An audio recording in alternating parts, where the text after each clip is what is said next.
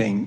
We use, as human beings, we use about 10% of our brains. And how does that fit in with us being in alignment or not being in alignment, being fully expressed as who we are, that sort of thing? Well, who told you that?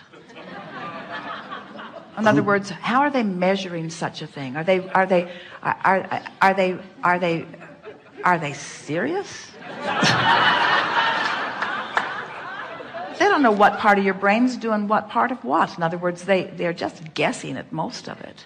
And rather than thinking about only utilizing 10% of your brain, you see, we would explain it to you that because as they are attaching vibrational reading equipment to you, that's how they're coming to those conclusions. They're not factoring in the vortex part of you. And unless you are in alignment, if they were to put equipment on Esther when she's receiving Abraham, they would be amazed at the percentage of her brain that is being activated through this high energy frequency transmission. In other words, do you realize what's going on? And if they were to put the equipment on you as you're listening, as you found resonance with it, the same thing would be true of all of you. Right. And so what that measurement really is about is alignment or not. And so we're not really out of agreement with what many of them are saying, because most people are walking around not very much tuned into who they are. You know that when you think about the highs that you've had today. In other words, you've had more highs, more high good feeling today than you usually have in a normal day, because you've been focused and you've been resonating with the fullness of who you are. But on a normal day, the really high good feeling, yodeling down the canyon, yahooing feelings that you have are rather infrequent. And the observing and the criticism and the worrying and the frustration, that's a more dominant part of your day. And so it might be 10% in the vortex and 90% not. There may be a very much accurate correlation within that, but we would not assign it to the brain capacity or the brain function. We would assign it to the focus capacity and the focus function. And it is our promise to you that when you take it out of the conversation of thought and put it into the conversation of emotion, it's like sneaking in the back door in all of this. Even though thought comes first and emotion follows, it's always that way. In other words, you focus and the emotion follows. If your intention is to find an emotion that feels good, usually it will lead you to a thought that supports the emotion that you're reaching for. So it's a very helpful thing. That's why some of you have enjoyed this emotional scale that we've talked about. It's a very helpful thing to decide that you want to be happy. If you decide you want to be happy, Esther says, every time that she and Barbara get into the car on the way to the airport, she says to herself, and she doesn't need to say it to Barbara because it's what Barbara lives for all the time, I want to have fun. I want to have fun. Well, when fun is your intention, and once you do it and have it and feel it and find it, then it's easy to keep it going. That's the thing about this vibrational world in which you live. Momentum is about just keeping it going. And keeping it going is about focusing.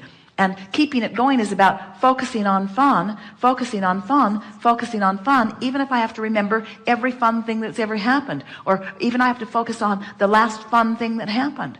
Focusing on fun will bring more fun and more things that are in the vibrational range of that which you call fun, like clarity and upliftment and cleverness and flexibility. In other words, there are a lot of vibrations that are in the vicinity of what you mean when you say fun. But lack of focus is fun, odd, fun, don't like that so much. And it's the back and forthness that kills the momentum of something. I come from a large family. There's 8 of us kids, and I annoy my family with being happy. I mean, I do. And I don't know what to do with that. Well, what you do about it is make peace with it. Because in some ways, we think that that's an assumption that is not accurate. In other words, they might be in a different vibrational place, but you're not always in the vortex place either. And so everyone is sort of the same in that you're in and out and in and out and in and out. But when you come to a conclusion, when you put a blanket statement over an entire family, and you come to the conclusion that you annoy them with your fun, that's an out of the vortex statement. Yeah.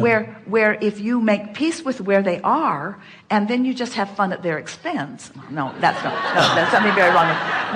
When you acknowledge where they are, and you're not. You see, it wouldn't annoy you that your fun annoyed them if you weren't looking to them for some sort of approval that they're not giving you because they're annoyed at your fun. Yes. Isn't that a mouthful? And wasn't it brilliant? Yeah, it didn't feel real good, but it was brilliant. Well, it's wonderful to figure things out, Yes. and how much fun it is when, or how rewarding it is, how satisfying it is, how aligning it is when you really get to that place where what you're reaching for is the emotion, not the approval of your family. Right. So you're having fun whether they do or not. It's a really fun thing, and you've seen it many, many times where you're the one having fun. You've decided to have fun, and you're the one having fun, and you set up a sort of little vortex of fun around you, and it's contagious. All kinds of people that are loitering on the edge of their vortices get sucked in, and then it gets funner and funner and funner and funner until the cleverness and the timing of the conversation that ensues is just inspiring. And you're not wanting to take credit for it because it was a collaborative, right, cooperative, co-creational rendezvous manifestation of people in alignment with who they are. So next time you're having fun and they're not, and you notice that they're not, stop and say, I just let my attention to them put a damper on my fun. And then next time that the situation comes up, you'll be less likely to do it. Next time it comes up, you'll be less likely to do it. Until before long, you will find yourself this chronically aligned person who makes peace with where everyone else is, and who stands as a physical human example of everyone on the planet's inner being. And when you stand as a physical example of everyone on the planet's inner being, you have a really good chance of inspiring their alignment with their inner being as they are looking to you and feeling your complete, unequivocal, and unconditional appreciation of law and love of right where they are, right here, right now. You don't need to change anything for me about where you are or how you feel or what's going on. Right. In other words, you're there not having fun, and that's okay with me because I'm having enough fun for all of us. There you are in your meaningful life experiences, having offered me so much opportunity, and I just adore you. And as you begin noticing that, they'll love you for your love. We've enjoyed this interaction more than words can convey. And today we have convinced you that we don't even need to offer the words. We can just feel the feeling of appreciation, not a big enough word, of that which you are. You are extensions of that which we are, carving out more for yourselves and for us. And there is never-ending appreciation for the process that you are all participating in. Be easy about it. Be playful about it. And come to the vortex and play with us. And feel the clarity of that which you are. You are deserving of more than you have cashed in. And we are eager to be standing and watching with full view at your awareness of your alignment, which is forthcoming.